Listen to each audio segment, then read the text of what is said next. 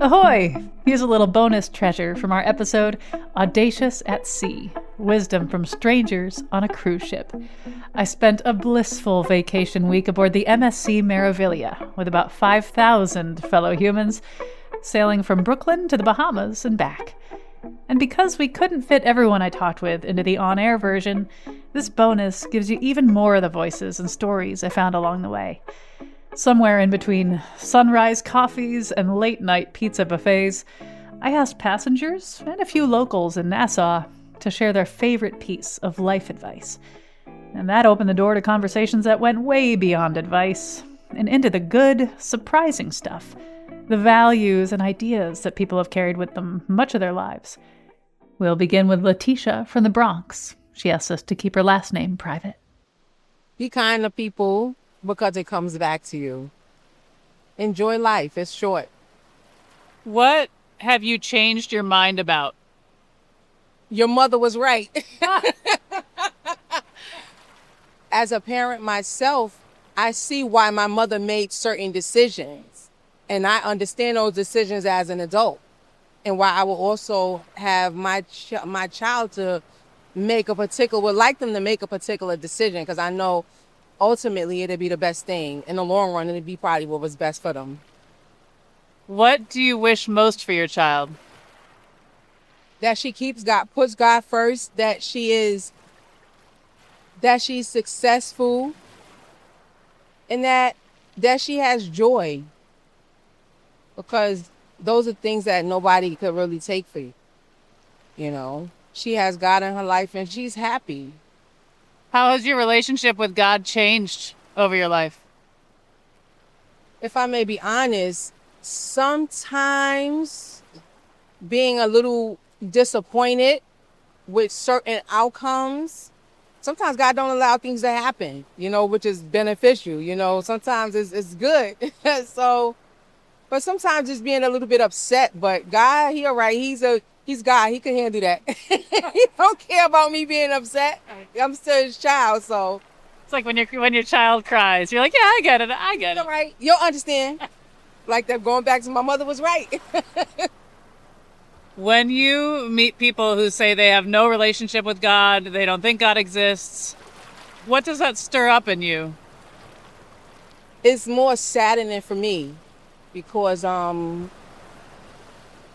we're on the ocean. We are in the middle of nothing. This boat could be swallowed up in a second. You understand? When you think about all of this water, you think about the sun, when you think about all the things, it's not just something that happens. I would pray that somebody who doesn't believe in God would come to realize this is not, a big bang. When you think about the miles of veins and arteries that's in my body alone, it got to be something greater than, nothing, and I would pray that person would seek something higher than themselves. That was Latisha from the Bronx. Next up, Vincent Ferrito and Lauren Englemann from Brooklyn, New York. My daughter, I have a 24-year-old daughter, and, I just always told her that, you can't always be in your comfort zone in life. Like, you're going to have to be outside of your comfort zone at various times. You can't always be in a, cozy little nuzzled spot. How did you learn that, though? Just by living life and being in uncomfortable situations and just saying to myself, this is a part of life, and this is just something that you have to deal with once in a while. You remind me of before the most recent Emmy Awards, there was this young actor who was up for Best Supporting Actor. And when he won and became the youngest actor in that category to ever win it, he got up on stage and said, "Tonight proves that if you listen and you focus and you step out your comfort zone, you can achieve anything in life." And at the time, I was about to take on a new live radio show, and it was right after Charlie Kirk was shot, and I was just like really nervous about it. And I heard that speech and I thought, oh my God, that's it. Getting out of my comfort zone is like the way for me to grow. Would you agree? I would agree. And I just can't believe how common it is now. And now I just feel like I just gave a generic answer like that a lot of people give. No. I have a follow-up question, if it's okay. Yeah. What is something you've changed your mind about? So growing up, like when I was younger, before I got involved with him or in any serious relationship, I always told myself that I would never be with somebody that had kids already. But I met him, and it actually was an important part of like seeing his connection with his daughter made me more comfortable in choosing him as a partner because I knew how he would be with kids when we had kids. I would say do more and don't think about it. Just do what you want. What makes you say that? Because sometimes I was just overly cautious with everything that I did. So sometimes I would be like, I wanted to be more outgoing, just take a lot more chances. What changed for you to be able to say that?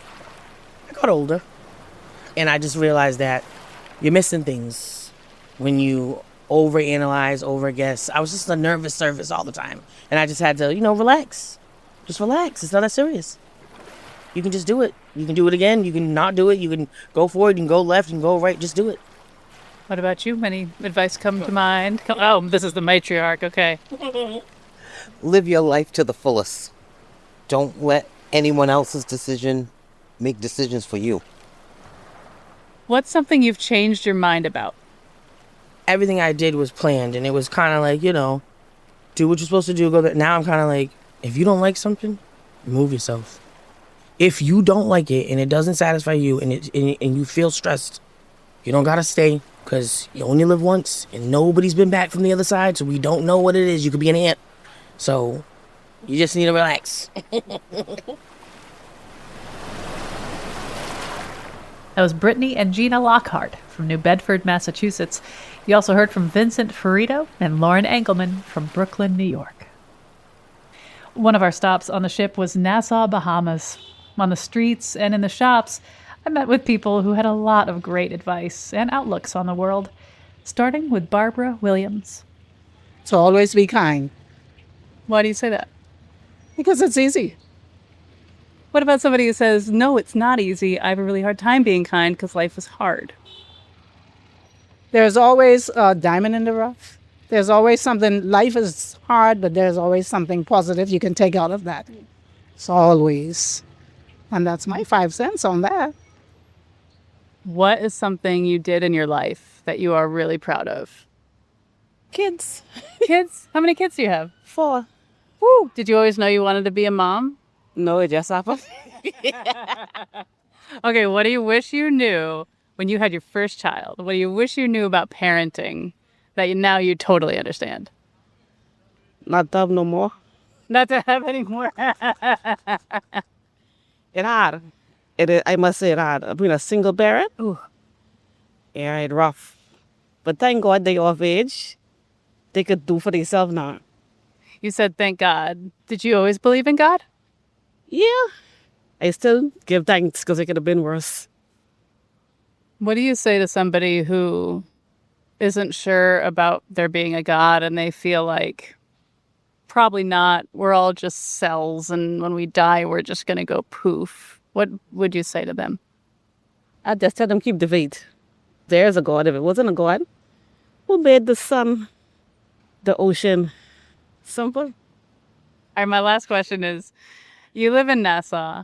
Here we are, a bunch of strangers pulling up in cruise ships. And we all pour out and we spend money and we take pictures and then we leave. What do you know about life in Nassau that I never will? Well, we have our ups and our downs, yeah.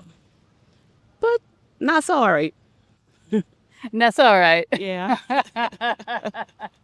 Be good people. Yeah. Do you think you'll be here for the rest of your life? I don't know. I would love to. I just wanted to visit New York and Jamaica. Other places in the world I've never been. Yeah.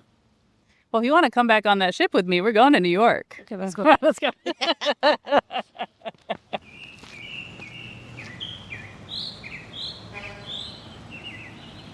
Be silent. Find out what a person truly is about, what they really want from you. Decide if you really want to give it and go from there. How can you tell if you're right?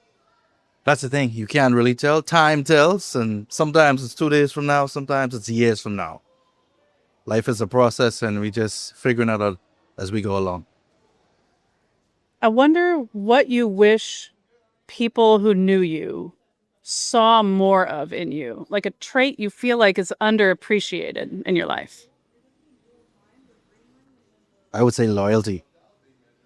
A lot of people, they just get entitled and they feel like you're supposed to do this. And then when you put them to the back of your life and move on, they be like, wow, I wish I held on to him because when he's with you, he's with you. Why do you think you're like that? This is how I'd want someone to be with me, so I be the way I would want someone to be with me. Which is also good advice. What do you understand about the soul of Nassau that I, as a tourist, will never understand? I would say the togetherness, the culture, the love, bad traits, good traits. We have a saying, whenever something ridiculous happens, we'd say, oh, Nassau ain't a real place. So you can sort of write it off? Yeah. That's our excuse to get away with foolishness. Nassau isn't a real place. My proudest achievement is music. I plays the clarinet and the flute. My daughter, she plays the keyboard, the piano, and the violin, so I have a combination. She'll always come and say, well, Daddy, time to practice. Let's do the arpeggios. We're going to run all the scales. Do all the scales before you play any song. What does it feel like when you play music? Awesome. Make me feel like I'm on top of the world.